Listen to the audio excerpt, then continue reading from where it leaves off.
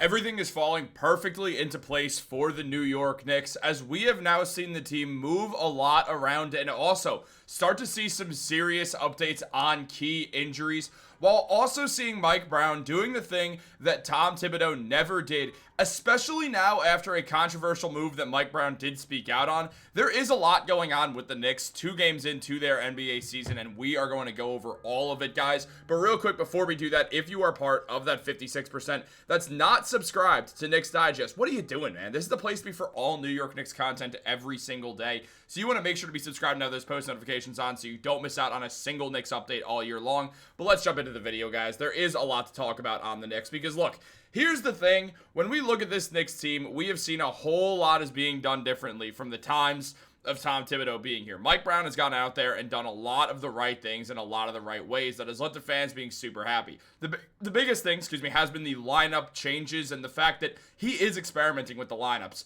Something that Brown said he was going to do for a big portion of this year so we could see what works and what doesn't for when it really matters in the NBA playoffs. When we consider that, it definitely is something that we really like to see because it felt like Thibodeau never experimented. Mike Brown started a lineup against the Boston Celtics that featured Jalen Brunson, Deuce McBride, Mikal Bridges, OG Anunoby, and Karl-Anthony Towns. A lineup that Tom Thibodeau never went and used because he felt it was undersized. Even though Josh Hart would be replacing Deuce McBride, we know Josh plays a lot bigger than his size, so that's why it all sort of worked out. But at the same time, we saw this lineup, even though it is a sense of small ball, we saw it work absolutely beautifully. We saw the players play well. We saw Deuce McBride play well. We saw the Knicks play well. And everything just fell literally perfectly into place, as I mentioned. Now, Mike Brown even talked about the team saying, if I feel that we need to match up, I may go with a specific lineup. I feel that we don't, I may go over the other way. Again, all our guys should be ready to play, whether it's the start of the game or finishing the game or playing in the middle of the game. Tarting is nice, but at the end of the day, it doesn't matter to me. To those guys in the locker room, maybe it does. I don't know. But I have a lot of confidence in the entire roster, so we could start a lot of different ways. And also, we discussed not playing Ariel Hukporti, and the reasoning behind this was that Mike Brown said they had 4 guards along the perimeter. I wasn't sure how fair it would be for Ariel Hukporti and for Cat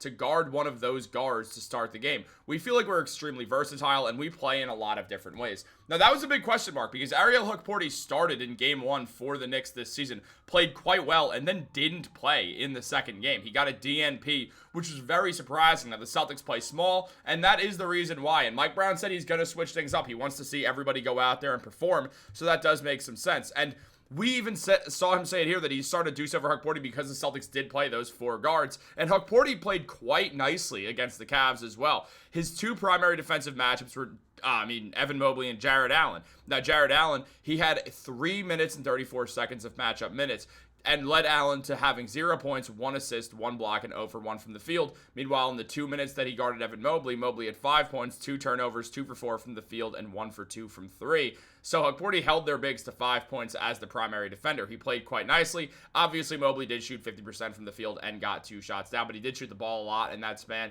Took 4 attempts, and also he's Evan Mobley. He's an all-star player, so it does make sense that on Hukporti, who's not very experienced, we are going to see a couple buckets go down. At the same time, Hukporti looked nice. He looked comfortable, and that was something really, really big for the Knicks to use. And then on the other fact that Josh Hart's back, that also plays into this factor. As Mike Brown said, Josh, man, he's a monster. He guarded everybody. I don't know if I've ever seen this before. He got 14 rebounds in 19 minutes. He credits Josh Hart's phenomenal performance tonight as one of the huge reasons the Knicks won. We saw Hukporti not play the same night that we saw Josh Hart return to the Knicks.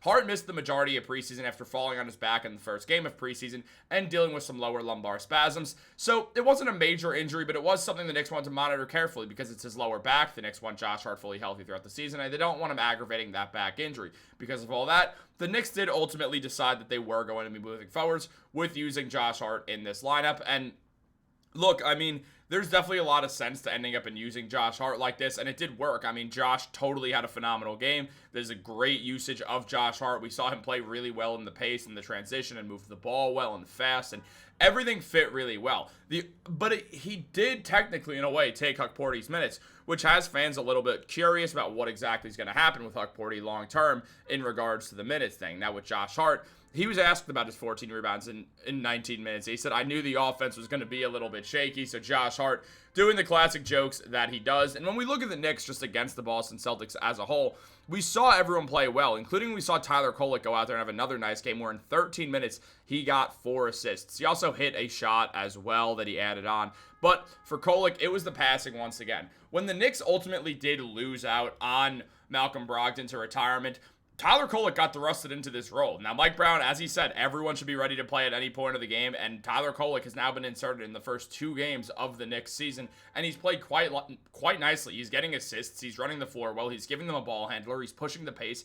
He's doing everything that the Knicks should want out of a backup point guard. That was the question. Is Kolek actually going to be ready for this big moment? His field goal numbers were shaky throughout, whether it was last season with the Knicks in the 50-some-odd minutes he played, whether it was in the G League in those couple of games that he appeared in, whether it was in Summer League, either season, he did not shoot efficiently from the field. However, Kolek is working really hard on the defensive end. He is shooting a lot better in these NBA games, and on top of that, he's dropping these dimes. Tyler Kolek looks ready to be a rotational player, and that's absolutely a game changer for the Knicks going forwards. If Kolek can play with that type of skill set and play like that on a nightly basis, then all of a sudden the Knicks solve their backup point guard issues. Their bench gets even deeper, which means their starters don't have to take as much of a load, which is absolutely huge when you consider how long the Knicks want this season to last.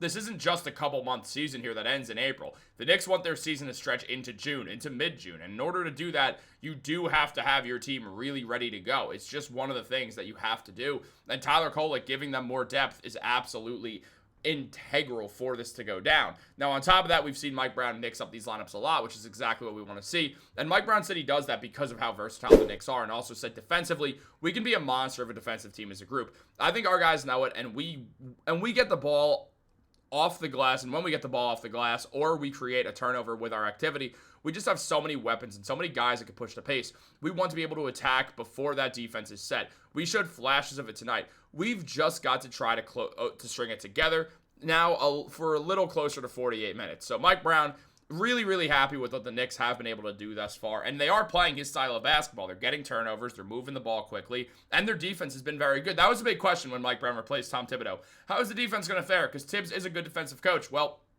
the Knicks defense has been great.